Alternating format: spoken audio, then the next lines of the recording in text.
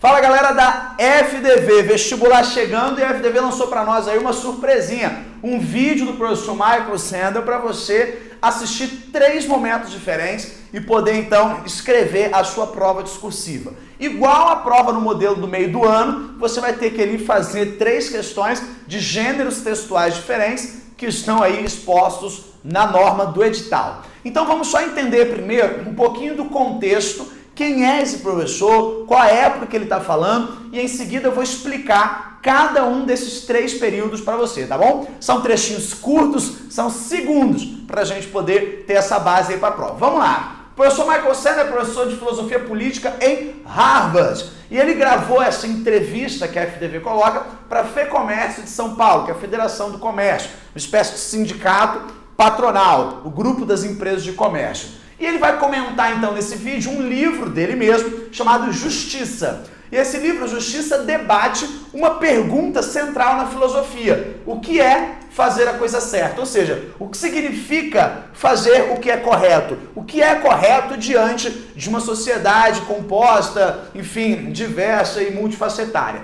Agora, o mais importante para você entender as falas do professor Michael Sandel é saber que essa entrevista foi gravada em 2017. E ele está comentando o coração de um Brasil que vai ter uma eleição em 2018. Então, todo esse fenômeno político de agora, governo Bolsonaro, nada disso existia na fala dele. E estávamos no coração da Operação Lava Jato, que era e ainda é a maior operação de combate à corrupção do mundo. E que descobriu e já recuperou mais de 7 bilhões de reais de dinheiro de corrupção. Recuperou, conseguiu que as pessoas devolvessem. Então, no coração da Lava Jato, em 2017, aconteceu a prisão do ex-presidente Lula um mês antes da entrevista. Então, tem-se ali um debate muito forte de anticorrupção. O professor Michael Sandel tem esse pano de fundo para falar do Brasil. Um Brasil anticorrupção, um Brasil que puxa a democracia, que traz um debate muito forte sobre as instituições e que está disposto a mudar o sistema político no ano seguinte, na eleição de 18. Tudo bem? Sabendo disso, a gente vai analisar os trechos. Vamos começar pelo texto 1.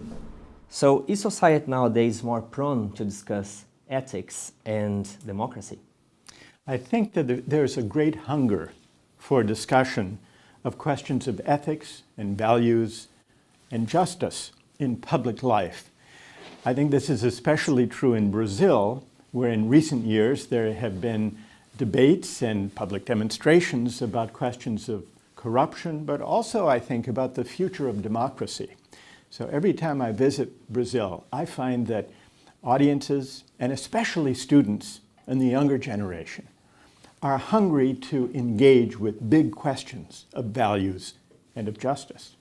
Vamos lá então, esse primeiro trecho, presta atenção. O Sandel está discutindo sobre uma grande vontade, uma grande potência que existe no Brasil de 2017, lembre sempre disso, que é de debater 3 grandes assuntos: ética, justiça e democracia. Vamos lá, vamos lembrar o que é ética. Ética é o cumprimento dos acordos, né? Segundo Aristóteles. Nós fazemos vários combinados em sociedade e cumprir esses combinados é basicamente ser ético. E aí o Sandel vai então trazer ao longo da entrevista, que você não precisa ver, mas eu estou te explicando, que a própria formulação do que é o nosso acordo também é um ponto de inflexão. Por quê? Temos que cumprir acordos, mas se as nossas referências políticas não cumprem, por que a sociedade cumprirá? E mais, as referências políticas não estão cumprindo e a sociedade cobra essa referência.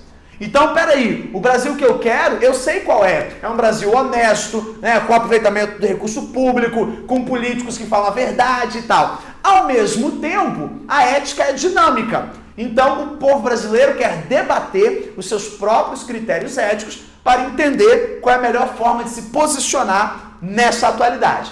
Também debatemos o que é justiça. Por quê? Mais uma vez, ele está no coração da Operação Lava Jato. E a justiça, então, traz ali a ideia de fazer o que tem que ser feito. Mas o que é o certo a se fazer? Fazer o que tem que ser feito, fazer o que deve ser feito, independente de quem ataque. Esse é o discurso da Lava Jato, né? Contra todos, independente de onde chega, independente do que aconteça, nós estamos fazendo o que é o certo. E aí o debate é, o que é o certo a fazer? Será que o povo brasileiro está de fato disposto a ir até as últimas instâncias em nome do que é o certo? Ou será que a nossa pressão por justiça é só quando ataca os nossos adversários? Será que o povo brasileiro de fato quer passar a limpo a sua história? Ou ele quer utilizar o movimento de justiça como um revanche, uma vingança, que não puna e não atinja a todos, mas só onde estão os meus interesses, os meus objetivos? Então o Sandel vai falar, olha, nós queremos debater a justiça. E no coração de 2017, a justiça se tornou protagonista. Juízes, procuradores e advogados, celebridades. Isso nunca tinha acontecido na história do país, recente pelo menos. Então, um grande debate é o que é o certo e até onde vai o limite do certo. Até onde vai a nossa real motivação, a nossa real vontade por fazer aquilo que acreditamos que tem que ser feito. E um terceiro ponto é debater a democracia, a participação política popular. Lembre-se, em 2017, o Brasil tinha acabado de sair do processo de impeachment da ex-presidente Dilma em 2016. E esse impeachment foi provocado por uma grande pressão popular. Uma pressão que não queria mais o governo e leva o Congresso a agir na mesma direção. Então ele vai debater, vamos lá, até onde vem a participação? Tem limite? O povo deve ser o fiscal? Deve ser o vigilante? O Congresso deve ouvir as ruas? Mas qual rua? É o movimento da classe média e da classe baixa ou é o movimento do partido? É o movimento do sindicato? Mas quem se sente representado pelo sindicato? Não tem resposta no vídeo, tá? É porque são esses os debates. Então nós vamos tirar um, depois nós vamos tirar dois, vamos tirar outro, vamos pedir o impeachment de todos os corruptos, mas e se todos forem corruptos? O que vamos fazer com a política? Então, esses são os debates do trecho 1, os grandes assuntos da política brasileira: ética, justiça e democracia. Debate, não tem resposta na entrevista. Esses são os assuntos que estamos discutindo. Vamos para o texto 2? Põe na tela.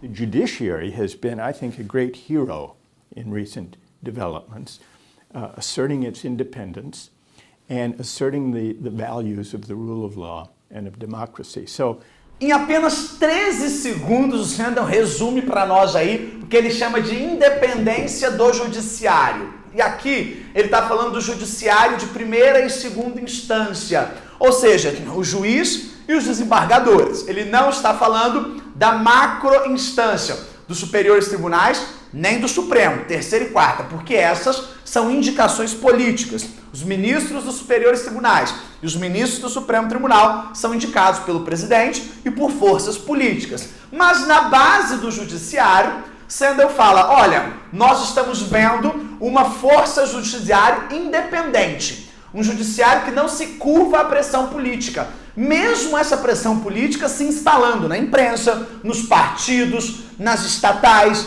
tendo um poder financeiro muito grande, um judiciário ativo e independente. E aí ele traz um ponto que a FDV com certeza vai explorar, o fato de que a investigação anticorrupção fortalece o Estado Democrático de Direito. Por quê? O Estado Democrático de Direito ele tem as instituições: Executivo, Legislativo, Judiciário, Agência Reguladora, Fiscalização, Ministério Público, Promotoria, Isso são instituições do Estado. Quando a corrupção acontece, ela corrói o Estado por dentro. Por exemplo, se eu compro um juiz, ele vende sentença, pronto, não tem mais justiça. O judiciário está sendo corroído pela corrupção. Quando eu vendo a direção de uma estatal, não tem trabalho técnico, está tudo sendo corrido pela corrupção. Então a corrupção vai desmantelando, vai desfazendo as instituições democráticas. Se o legislativo se vende para o executivo, está corroendo o jogo democrático do poder. Então, na prática, o Sandel fala, olha, quando eu investigo a corrupção e boto os corruptos na cadeia, recupero o dinheiro e mostro que não somos mais o país da impunidade, eu estou valorizando e fortalecendo as instituições. Eu estou tirando a laranja podre e para poder deixar o resto do laranjal frutífero e saudável. Agora pegue uma laranja podre e coloque no meio do saco de várias laranjas saudáveis. Todas vão estragar, porque a corrupção vai corroendo o sistema por dentro. Então lembre-se disso. Investigar e combater a corrupção fortalece e valoriza as instituições do Estado Democrático de Direito. E, em especial, prova que, não importa o quão alto você esteja, a lei ainda está acima de você. Esse é o princípio inglês, é o princípio americano, e isso está no nosso grande direito e na nossa Constituição. A lei está acima de todos, independente de quão alto você esteja na escala de poder e na escala política. Tranquilo? Vamos para o maior trecho? Vamos para o terceiro. I think the common ground, people disagree on politics. People disagree on values.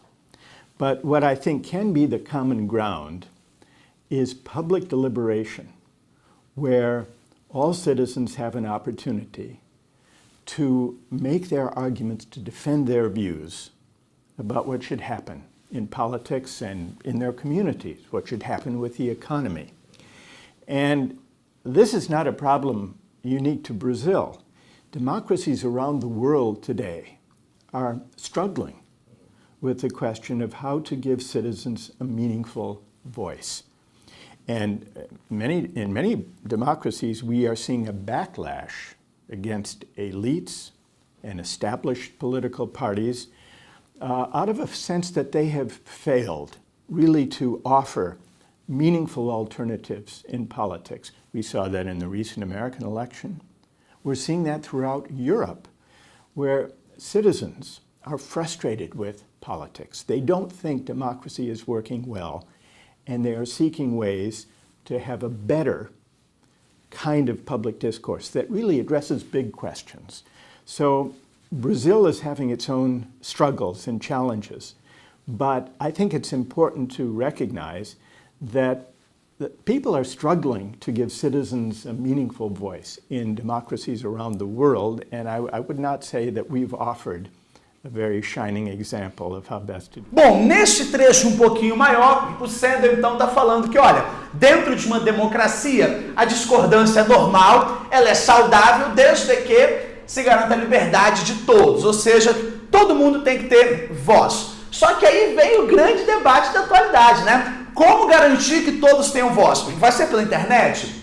Mas será que a internet realmente chega na instituição? Será que o Twitter tem o peso que nós damos a ele para todos os temas? Às vezes sim, às vezes não. Então vamos lá. Como dar poder ou como garantir liberdade de expressão para a população na democracia atual? E aí o Sandel fala que normalmente nós estamos visualizando em 2017, repito, 3 grandes reações como forma de liberdade de expressão. Uma dessas reações é uma revolta contra as elites. Nós visualizamos no mundo revoltas, movimentos que estão resgatando aquele sentimento de luta de classes. Nós contra eles, né? A favela contra a orla, né? O negro contra o branco, o assalariado contra o patrão. Nós contra eles. Sempre, sempre. O famoso fla-flu da política. Para Sandel, essa é uma consequência da nossa dúvida e da nossa incerteza de como garantir a participação política.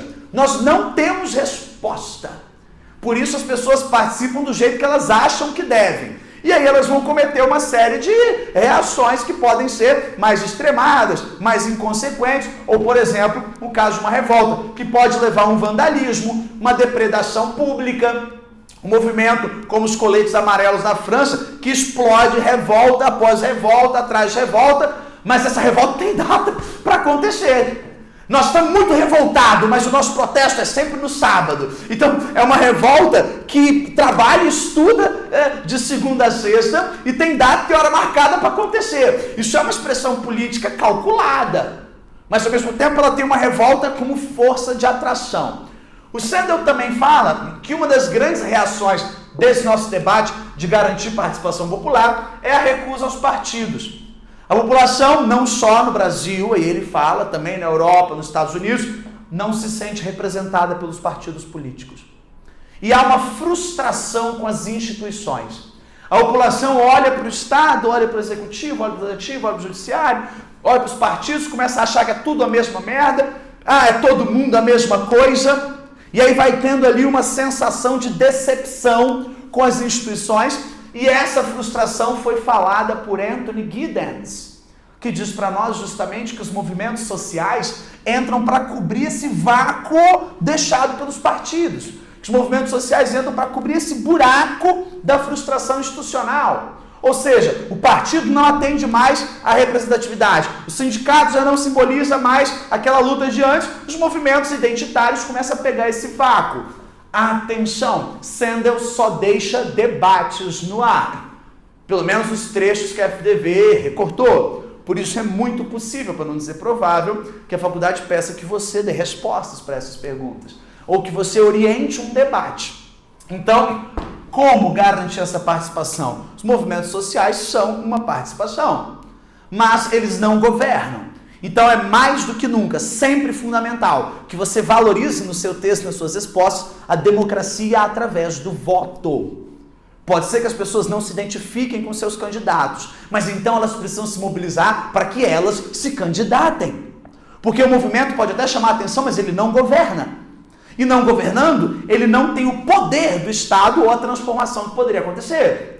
Então, a mobilização tem que terminar na democracia, sempre, pelo amor de Deus. Jamais tem uma postura autoritária, jamais tem uma postura só de revolta, ou só uma postura de barulho popular, institucional, de internet. Sempre leve para o campo da democracia, porque é lá na urna que o direito ao poder acontece. É lá que vem a legitimidade daqueles que nos conduzem. Tranquilo, pessoal? Então são esses 3 trechos, são curtinhos, você vai ter que pensar e discorrer sobre eles. Espero que tenha ajudado. Aqui eu coloquei alguns pontos de debate para você poder então refletir e sempre fazer a referência do coração onde nós estamos na política brasileira e na democracia. Beleza? Boa prova para você, um beijo na alma e a gente se encontra em breve para comemorar a sua aprovação. Tchau!